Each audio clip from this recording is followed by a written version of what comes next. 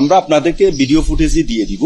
Video footage, CCTV footage যা আছে আপনারা পেয়ে যাবেন। ওখানে পরিষ্কারভাবে দেখা যাচ্ছে যে সে সাগরিকা ফ্লাইওভারে রাত 1-1:30টার দিকে সে ওখানে একা একাই আরোহণ করে এবং সে এখানকার মাঝামাঝি একটা পিলারের কাছাকাছি জায়গা থেকে বেশ কিছু সময় নিয়ে সে ওখান থেকে নিজের গলায় দড়ি পেঁচায় এবং পরবর্তী সাইড দিয়ে রাতের বেলা গাড়ি যাচ্ছে, সবকিছু স্বাভাবিক ছিল, কিন্তু সে ওখানে একা ছিল। ফলে ভিডিও ফুটেজ দেখে পরিষ্কারভাবে বোঝা যাচ্ছে যে এটা ছিল আত্মহত্যার ঘটনা। এবং আমরা বিস্তারিত তথ্য পেয়ে দেখলাম যে তার বয়স হচ্ছে 27 বছর 9 মাস এবং তার নাম হচ্ছে কাউসার হামিদ প্রকাশ আবু কাউসার।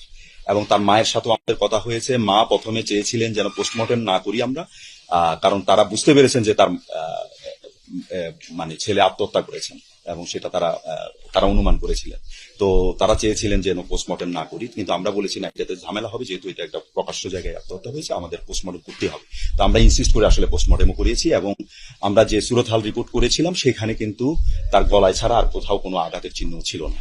তো পরিষ্কারভাবে এটা যে আত্মহত্যা, এটা নিয়ে কোনো আমাদের সন্দেহ নাই। এবং যিনি মারা গেছেন তার কিন্তু আসলে 6টা মামলা আমরা তার পিসিপিআরে দেখেছি। 6টা মামলা আছে, এর মধ্যে দস্যুতা, চাঁদাবাজি সহ বিভিন্ন ধরনের মামলা আছে এবং 2টা মামলার ওয়ারেন্টও ছিল।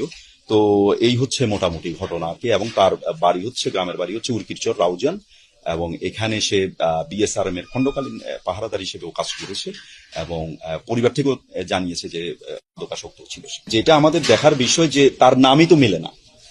হ্যাঁ, এর নাম হচ্ছে মোহাম্মদ কাউসার হামিদ প্রকাশ আবু কাউসার এবং তার এনআইডিও আমরা আপনাদেরকে দেখিয়েছি। আর যে ভিন্ন ব্যক্তি কথা বলা হচ্ছে তার সাথে তো এর নাম মিল নাই এবং বয়সেরও মিল নাই, কোনো কিছুরই মিল নাই। তো সুতরাং এটা যে পৃথক ব্যক্তি, এটা মোটামুটি আমরা এখনো পর্যন্ত বুঝতে পারছি। তারপরও দুজন এক কিনা সেটিও আসলে একটু খতিয়ে দেখবেন কিনা। না, তা তো অবশ্যই, এটা তো চলমান প্রক্রিয়া। এরপরও যদি আমাদের কাছে কোনো ইনফরমেশন থাকে সেটাও আমরা যাচাই বাছাই করবো। কিন্তু এখন পর্যন্ত আমাদের কাছে যে সংবাদ সেটা হচ্ছে যে এটা হচ্ছে আত্মহত্যার ঘটনা এবং তার কোনো পলিটিক্যাল এফিলিয়েশন তার পরিবার থেকেও আমাদেরকে বলা হয়নি এবং আমরা ওই ধরনের পাইনি। প্রাথমিকভাবে আমরা যেটা জেনেছি, তার মা যেটা বলেছে সেটা হচ্ছে যে সে মানসিকভাবে বেশ কিছুদিন ধরে একটু এলোমেলো ছিল, মানসিকভাবে বিপর্যস্ত ছিল।